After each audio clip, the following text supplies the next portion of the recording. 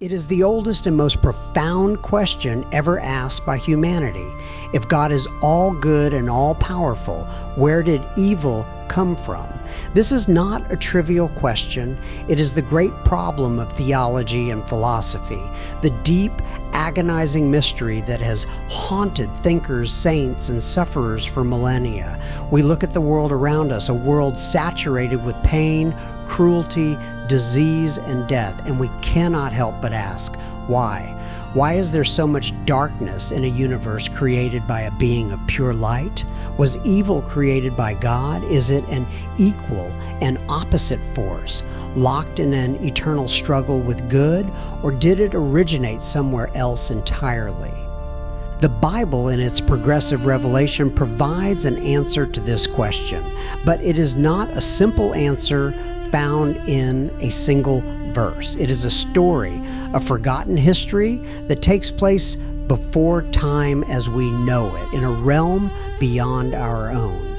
It is a story of impossible beauty, unimaginable pride, and a catastrophic rebellion that would forever scar creation. It is the story of the first sin, committed not by a human in a garden, but by the most glorious angel in heaven. It is the story of a cosmic civil war, a battle that raged across the heavens and resulted in a third of the angelic host being cast down into darkness. This is the story of Lucifer's rebellion, the true origin of evil, and the war in heaven. To understand this forgotten story, we must become theological detectives, gathering clues from across the whole of Scripture.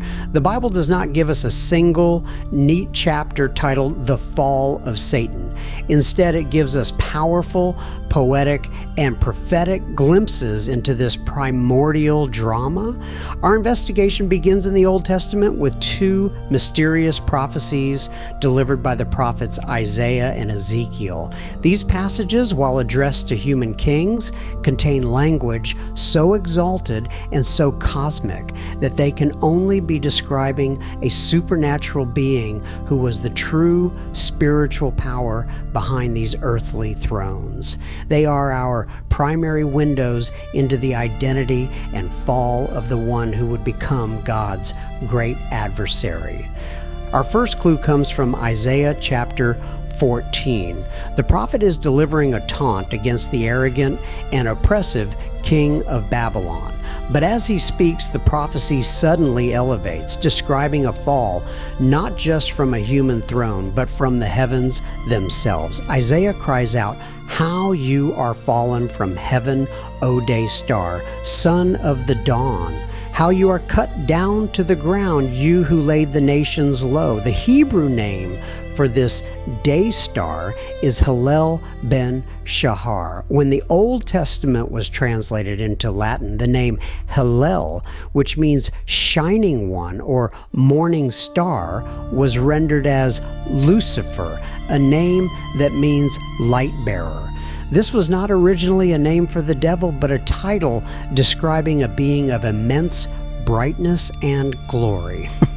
The prophecy then reveals the inner thoughts, the 5 prideful I wills that led to this being's downfall. He said in his heart, "I will ascend to heaven. Above the stars of God, I will set my throne on high. I will sit on the mount of assembly in the far reaches of the north. I will ascend above the heights of the clouds. I will make myself like the Most High." This is the very anatomy of pride. This being, Lucifer, was not content with his exalted position. He was filled with an insatiable desire to usurp the throne of God himself, to become the ultimate authority in the universe. His sin was not a simple mistake. It was high treason against the Creator, and for this, his judgment was absolute. But you are brought down to Sheol, to the far reaches of the pit. Our second major clue comes from Ezekiel chapter 28. Much like Isaiah, Ezekiel begins by delivering a prophecy against a human ruler. This time, the proud prince of Tyre. But in the middle of the chapter, God tells Ezekiel to raise a lamentation over the king of Tyre, and the language once again soars into the supernatural realm. The being described here cannot be a mere man. God says of him, "You were the signet of perfection, full of wisdom and perfect in beauty. You were in Eden, the garden of God. Every precious stone was your covering." This being existed in the original Eden, a place of perfection, and was adorned with a glory that reflects his created majesty. The prophecy continues, revealing his identity and rank. "You were an anointed guardian cherub. I placed you. You were on the holy mountain of God. In the midst of the stones of fire you walked." A guardian cherub is one of the highest orders of angels, a being tasked with protecting the very holiness and presence of God. This was no ordinary angel. This was perhaps the most powerful and beautiful creature God had ever made, a being who dwelled in the immediate fiery presence of God's glory. The text affirms his perfection. "You were blameless in your ways from the day you were created, till unrighteousness was found in you." Like all of God's creation, he was made good, but evil was not created. It was originated in the heart of this perfect being. The reason for his fall is then made devastatingly clear. Your heart was proud because of your beauty. You corrupted your wisdom for the sake of your splendor. He became so captivated by his own reflection, so enamored with his God-given glory, that he began to desire the worship for himself that belonged only to God. Pride turned to rebellion, and his splendor became the source of his corruption. God's judgment was swift. "So I cast you as a profane thing from the mountain of God, and I destroyed you, O guardian cherub, from the midst of the stones of fire. I cast you to the ground." Both Isaiah and Ezekiel, though speaking of different human kings, paint the same picture: the fall of a magnificent, high-ranking, angelic being whose pride led him to rebel against his creator and be cast out of heaven. This is the biblical origin of Satan. These passages reveal that evil was not created by God, nor does it exist as an equal force to good. Evil originated in the free will of a created being. Lucifer, the guardian cherub, was endowed with freedom of choice. He was made perfect, but he was not a robot. He had the capacity to love and obey his creator, and also the capacity to turn away. In a moment lost to the depths of eternity, surrounded by the unimaginable beauty and glory of God's presence, Lucifer made a choice. He chose himself over his creator. He chose pride over humility. He chose rebellion over submission. And in that choice, in that turning of a created will away from the source of all goodness, evil was born. It was a corruption of the good, a parasite on the perfect creation. But Lucifer did not fall alone. The book of Revelation gives us a stunning symbolic vision of the scope of his rebellion. In chapter 12, it describes a great red dragon whose tail swept down a third of the stars of heaven and cast them to the earth. Jesus himself in the Gospel of Luke references this event, saying to his disciples, "I saw Satan fall like lightning from heaven." The stars in this prophecy are almost universally understood to be a symbol for angels. This means that when Lucifer rebelled, his pride and charisma were so powerful that he convinced a full third of the angelic host to join him in his insane treason. These are the beings who would become known as fallen angels or demons. They made the same free will choice to reject their creator and follow the path of rebellion. Heaven itself was fractured. This celestial rebellion could not stand. A choice had to be made. A line had to be drawn. Heaven, the realm of perfect order and holiness, could not tolerate the presence of pride and sin. And so the Bible tells us war came to paradise. This brings us to the central event of our story, the great cosmic conflict described in Revelation chapter 12. John writes, "Now war arose in heaven, Michael and his angels fighting against the dragon. And the dragon and his angels fought back, but he was defeated, and there was no longer any place for them in heaven." This was not a war of words or a theological debate. This was a real spiritual conflict, a battle for the control of heaven itself. On one side stood the dragon, who John explicitly identifies as that ancient serpent who is called the devil and Satan. With him were his legions of fallen angels, a third of the heavenly host. On the other side stood Michael and his angels. Michael, whose name in Hebrew means "who is like God," is identified in the book of Jude as the Archangel, the commander of God's holy angelic army. His very name is a rebuke to Lucifer's prideful ambition to be like the Most High. The battle lines were drawn between the angels who chose to serve their Creator and the angels who chose to follow the created in his rebellion. We are not told the exact nature of this heavenly warfare, but it was a decisive conflict. The dragon and his angels, despite their power, were defeated. They could not prevail against the authority of God vested in his holy archangel. The rebellion was crushed, and the consequence was absolute and final. There was no longer any place for them in heaven. Their sin had made them incompatible with the holiness of God's dwelling place. They had chosen darkness, and they could no longer stand in the presence of pure light. They were to be expelled, cast out from the realm of glory they had once called home. John continues the vision, and the great dragon was thrown down. He was thrown down to the earth, and his angels were thrown down with him. This is the great casting out. Satan and his demonic hosts were expelled from heaven and cast down into the lower spiritual realms connected with the earth.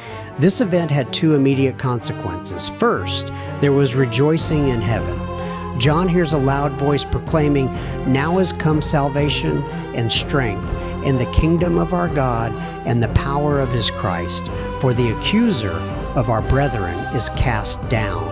Satan's role in heaven had been that of the accuser, constantly pointing out the flaws of humanity before God. His expulsion meant that heaven was purified of his malicious presence. But the second consequence was a terrible warning for humanity. The voice from heaven cries out, "Woe to the inhabitants of the earth and of the sea, for the devil is come down unto you, having great wrath, because he knoweth that he hath but a short time." The spiritual war was not over. It had simply changed locations. Having been defeated in his attempt to conquer heaven, Satan, now filled with rage, turned his full attention to God's newest and most beloved creation, humanity. The earth became the new battlefield. His goal was no longer to ascend to God's throne, but to defile and destroy the creatures made in God's image and to usurp the dominion over the earth that God had given them. The fall of Satan and the war in heaven directly set the stage for the temptation and fall of man in the Garden of Eden. This brings the whole story into focus. The serpent in the garden was not just a random, cunning animal. He was the defeated, enraged, and exiled adversary of God, Satan himself, disguising his fallen glory to deceive the innocent. His temptation of Eve was his first act of war on this new front. He could not defeat God in heaven, so he sought to wound God's heart by corrupting his children on earth. He tempted them with the same sin that caused his own downfall, pride and the desire to be like God. And when Adam and Eve fell, they unknowingly surrendered their God-given authority over the world to the serpent, making him the God of this world, the prince of the power of the air. The story of the war in heaven is therefore the forgotten prequel to the story of humanity. It is the origin story of the villain. It explains the existence of a powerful, intelligent, and malevolent spiritual force that is actively hostile to God and to us. It makes sense of the intense and often unseen spiritual warfare that the Bible describes as the reality of our existence. The Apostle Paul famously wrote in Ephesians chapter 6, "For we do not wrestle against flesh and blood, but against the rulers, against the authorities, against the cosmic powers over this present darkness, against the spiritual forces of evil in the heavenly places." This is a direct reference to the organized, hierarchical army of fallen angels that were cast down to the earth after the war in heaven. This cosmic conflict explains why the world is the way it is. The origin of evil is not a flaw in God's creation, but the result of a choice made by a created being. The subsequent suffering, chaos, and darkness in our world are the ripple effects of that ancient rebellion, amplified by humanity's own choice to join that rebellion in the garden. Satan introduced the spirit of sin into the universe, and Adam and Eve opened the door for that sin to enter the human race. The world became a battlefield, a territory under the temporary influence of a defeated enemy, a kingdom waiting to be liberated by its true king. And that liberation is the story of the rest of the Bible. The promise made in the garden that the seed of the woman would crush the serpent's head was the first declaration of a coming counterattack. The entire history of the Old Testament is the story of God preparing a people through whom this champion, the Messiah, would be born. And the life, death, and resurrection of Jesus Christ is the D-Day of this cosmic war. On the cross, Jesus did not just die for human sin. He met the ruler of this world head on. He absorbed the full wrath of his enemy and the full wrath of God against sin, and he emerged victorious. The resurrection was the decisive victory in the spiritual war. The Apostle Paul writes in Colossians that through the cross, Jesus disarmed the rulers and authorities and put them to open shame by triumphing over them in him. The victory that Michael won in heaven was finally and completely secured for humanity on earth by Christ. Satan's head was crushed. He is now a defeated foe, a king without a kingdom, a roaring lion who has been defanged, awaiting his final sentence. His power is broken, and his ultimate destiny is the lake of fire, which the Bible describes as having been prepared for the devil and his angels. So what is the forgotten story of the war in heaven? It is the story of how perfection was corrupted by pride. It is the story of how light became darkness. It is the story that explains the presence of evil in our world, not as a product of God, but as the tragic legacy of a fallen angel's choice. It is the dark cosmic backdrop that makes the light of the gospel shine with brilliant, breathtaking hope. It reminds us that our personal struggles with sin are part of a much larger ancient conflict, but it also assures us that the victor in that conflict is on our side. The tale of Lucifer's rebellion is a profound and eternal warning against the sin of pride. It teaches us that the moment we begin to admire our own beauty, our own wisdom, or our own strength, and forget the God who gave it to us, we are taking the first step on the same path that led to Lucifer's fall. The desire to make a name for ourselves, to be the God of our own life, is the echo of Lucifer's 5 I wills in our own hearts.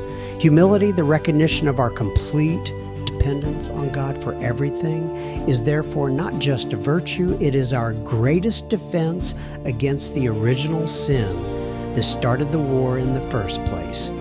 Understanding the war in heaven gives us a new perspective on our own lives. We are not living in a neutral world. We are living in occupied territory.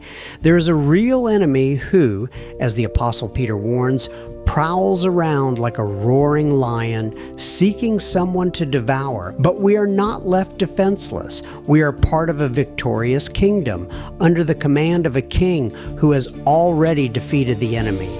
The war for the universe has already been won on the cross. Our task now is to live out that victory in our own lives, to stand firm in the authority of Christ, and to enforce the defeat of the enemy in the power of the Holy Spirit.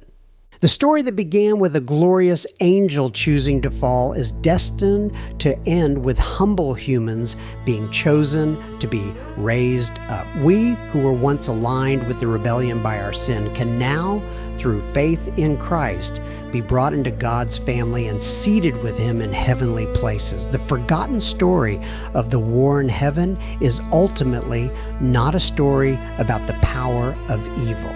It is a story about the even greater power of God's love, justice, and redemptive grace. A grace that can take the ruins of a cosmic rebellion and build from it an eternal kingdom of light.